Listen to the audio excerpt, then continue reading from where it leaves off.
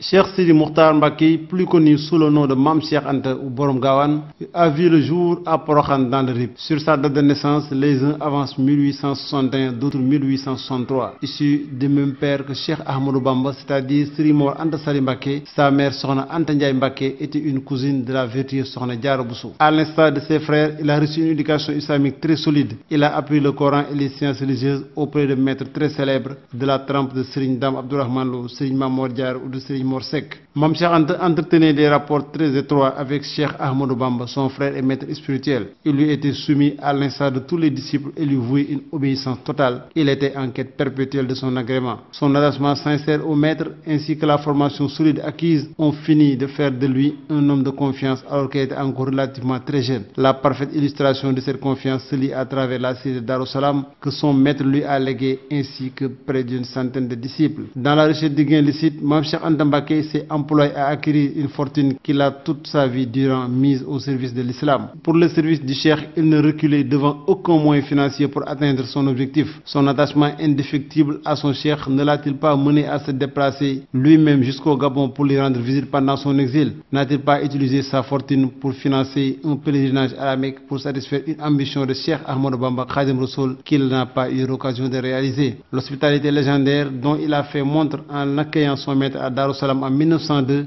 après près de 8 années d'exil au Gabon, est l'expression parfaite de son affection envers lui. Aujourd'hui, la famille de Mame Cheikh Anta commémore ce retour de Cheikh Ahmadou Bamba à son domicile de Darou Salam. Retour triomphal qui marque l'échec de la politique de l'administration coloniale qui, au conseil privé en 1895, avait pris la résolution de l'exiler jusqu'à ce que l'agitation causée par ses enseignements soit oubliée au Sénégal. Cette agitation est loin d'être oubliée car rien que pour l'hospitalité offerte à son arrivée à Darou Salam, Borom Gawane n'a pas lésiné sur les moyens, avec les disciples venus de partout converger vers leur maître. Il a été rappelé à Dieu en mai 1941 à Darou Salam où se trouve son mausolée, puisse Dieu augmenter ses lumières.